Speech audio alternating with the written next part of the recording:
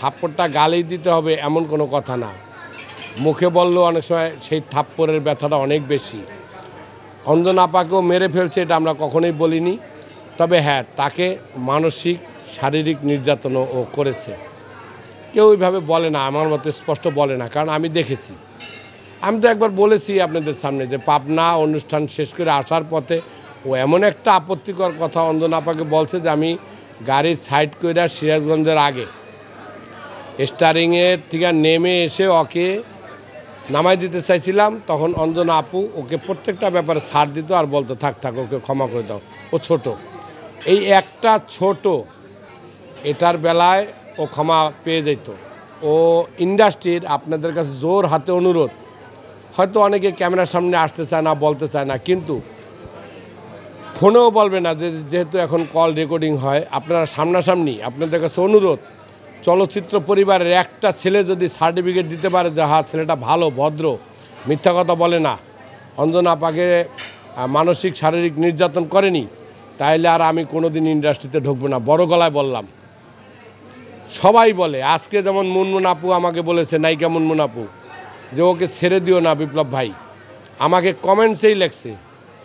এই মিথ্যার প্রতিবাদে আমি আমার ফেসবুক থেকে একটি প্রতিবাদ করেছি। মিথ্যা কথা বলছি বিদায়ী আজকে জাতি জানতে পারছে যে ও অঞ্জনা আপার জন্মের তো নাই, পালিত না, দত্তক না। অঞ্জনা আপার একটা জন্মদিনে অনুষ্ঠানে ও ইয়াকুব আলী নামে নরসিংদীর মাধবদী কলেজের এজিএস ছিলেন, মারা গেছে।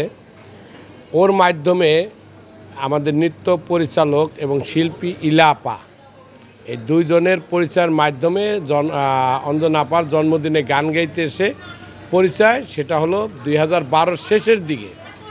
তো এই জিনিসটা আমি তুইলা ধরছি এবং আপনারা সাংবাদিক, মিডিয়া, ইউটিউবার সবাই ছিলেন, প্রায় 40-এর উপরে আপনাদের সংখ্যা ছিল।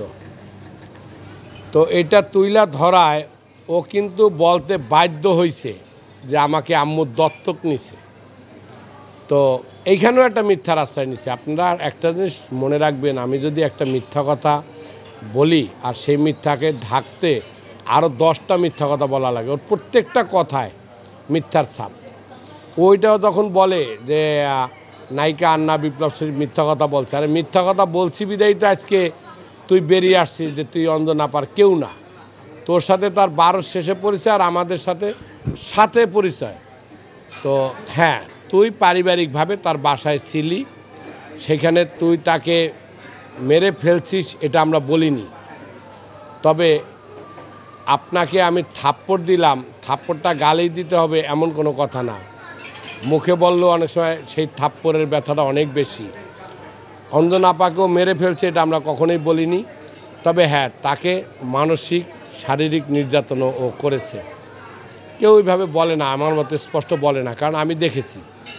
আমি তো একবার বলেছি আপনাদের সামনে যে পাবনা অনুষ্ঠান শেষ করে আসার পথে ও এমন একটা আপত্তিকর কথা অঞ্জনা আপাকে বলছে যে আমি গাড়ির সাইড করে সিরাজগঞ্জের আগে স্টারিংয়ের থেকে নেমে এসে ওকে নামাই দিতে চাইছিলাম। তখন অঞ্জনা আপু ওকে প্রত্যেকটা ব্যাপারে ছাড় দিত আর বলতো থাক থাক, ওকে ক্ষমা করে দাও, ও ছোট।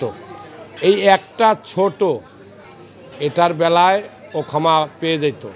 ও ইন্ডাস্ট্রির আপনাদের কাছে জোর হাতে অনুরোধ, হয়তো অনেকে ক্যামেরার সামনে আসতে চায় না, বলতে চায় না, কিন্তু ফোনেও বলবে না, যেহেতু এখন কল রেকর্ডিং হয়, আপনারা সামনাসামনি, আপনাদের কাছে অনুরোধ, চলচ্চিত্র পরিবারের একটা ছেলে যদি সার্টিফিকেট দিতে পারে যে হ্যাঁ ছেলেটা ভালো, ভদ্র, মিথ্যা কথা বলে না, অঞ্জনা আপাকে মানসিক শারীরিক নির্যাতন করেনি, তাইলে আর আমি কোনো দিন ইন্ডাস্ট্রিতে ঢুকবো না। বড় গলায় বললাম। সবাই বলে, আজকে যেমন মুনমুন আপু আমাকে বলেছে, নায়িকা মুনমুন আপু, যে ওকে ছেড়ে দিও না বিপ্লব ভাই, আমাকে কমেন্টসেই লেখছে।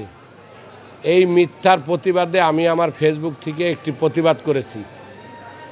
সেইখানে আজকে যে আমি আপনার এই চ্যানেলে আমি ইন্টারভিউ দিতেছি, এটাও উচিত না, কারণ আমাদের একটা ছায়া কমিটি আছে, যেই ছায়া কমিটির মুখপাত্র আমাদের সুপারহিরো ডিএতায়েব ভাই, ওনার অনুমতি ছাড়া আমাদের এটা বলার কথা না। তো আমি বলতেছি এই কারণে, যেহেতু আন্না এবং আমাকে নিয়ে বলছে আমরা মিথ্যা কথা বলছি। অলরেডি আন্না ফেসবুক থেকে একটা পোস্ট করেছে, আন্না সাজ্জাদ মনির ফেসবুকের ফ্রেন্ড, আমাকে আনফ্রেন্ড করে দিয়েছে। তো আন্না তখন এটার একটা কাউন্টার দিছে, ওইখানেও লিখছে যে তুমি আমার মা আজীবন। আন্না এখন মা হয়ে গেছে। হ্যাঁ, আন্না মা, এখন মা, তুমি আমার মা, আজীবন শ্রদ্ধা ভরেই দেখব। আমি যদি ইন্টারভিউতে কোনো ভুল বলে থাকি তাহলে আমাকে ক্ষমার দৃষ্টিতে দেখে নিও। আমার কাছে স্ক্রিনশটটা আছে। তো আমারটাও দেখে নাই, কারণ আমার তো ও আনফ্রেন্ড করে দিছে। তা আমি আসলে এটা নিয়ে বেশি কিছু বলতে চাইনি। আমরা মিথ্যা বলেছি, তো সামনে দেখবেন যে কতটুকু মিথ্যা বলেছি। এখন তো আপনাদের কাজের বুয়াও বলেছে যে হ্যাঁ, ও খাবার ফালাই দিত, জোরে জোরে চিৎকার করতো, তাকে ধমকি ধামকি দিত, এটা পেয়েছেন না? তো ড্রাইভার, একে আমি কখনো দেখিনি, মাঝে মাঝে আসছে গেছে, যে বাসায় থাকতো আমি জানি না।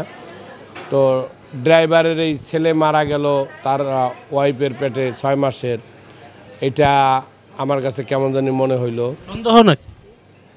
এখন এটা তো তায়েব ভাই তার কাছ থেকে কাগজ চাইছিল মেডিকেল, তা আমি শুনছি কাগজ দিছে।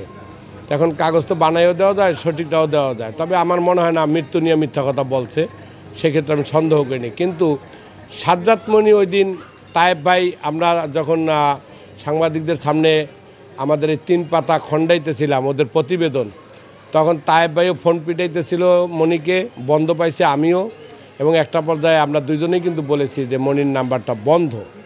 তা বন্ধ একরকম, না আসা আরেক রকম। ও কিন্তু একটা কজ দেখাইতে পারতো যে আমি আসতে পারিনি মামা, এটা ওইটা। ও আমাদের সাংবাদিকদের সামনে আমাদের এই প্রতিবেদন তুলে ধরার পরে ওইখানে তো কি লেখা ছিল, কি হিসাব নিকাশ দিছে না দিছে, সার্টিফিকেটের ডাক্তারের কি দিছে, এটা তো আপনাদের সামনে আমরা প্রকাশ করিনি তদন্তের স্বার্থে। তো সেই জায়গায় ও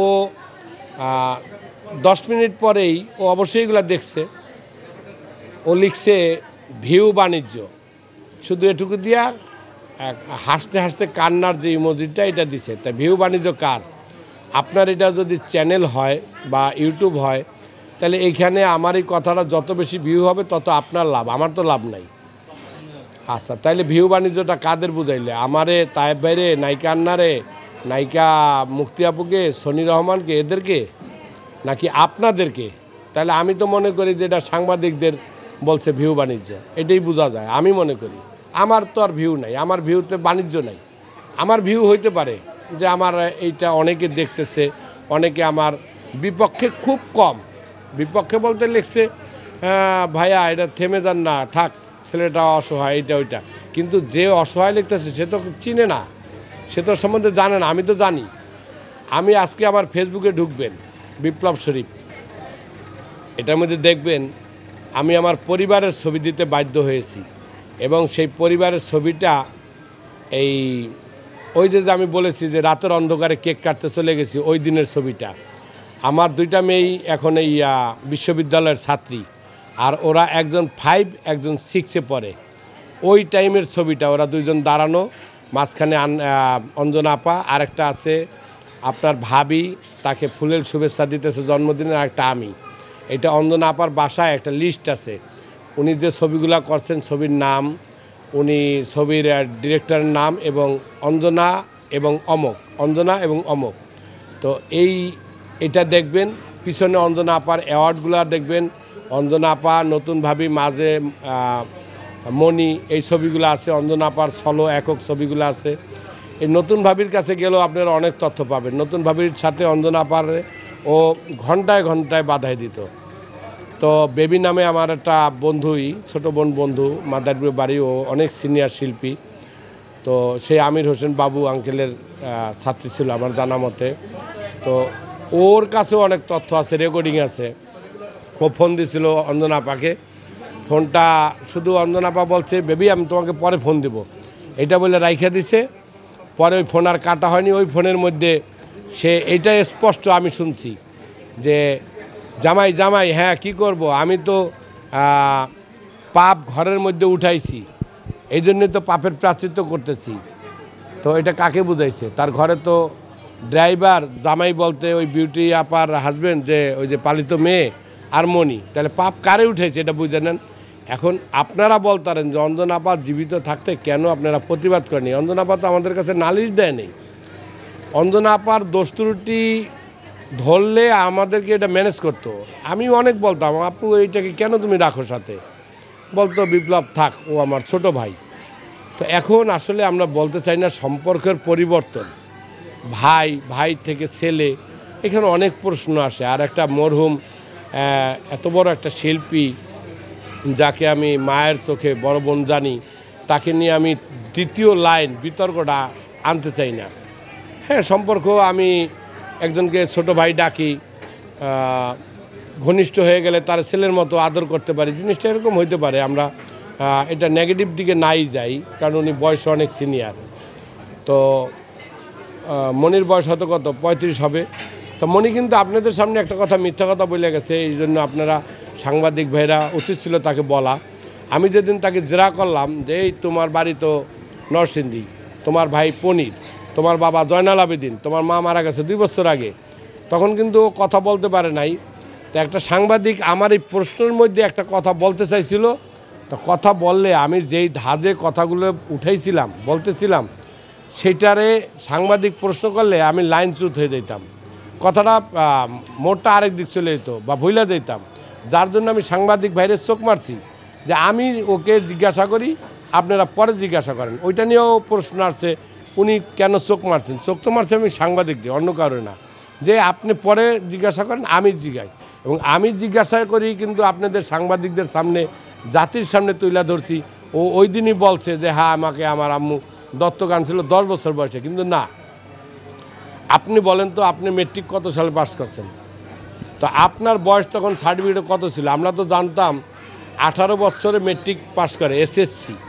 তো সেইখানে যদি কারো 20 বছর হয় 2 বছর কমায় দেয়, কেউ কিন্তু বাড়ায় দেয় না। হ্যাঁ, কেউ যদি আবার একদম ছোটোবেলা থেকে পড়াশোনা করে, তার বয়স যদি 18 না হইয়া 16 হয়, সে 18তে এসএসসি দেখানোর জন্য 2 বছর বাড়ায় দেয়।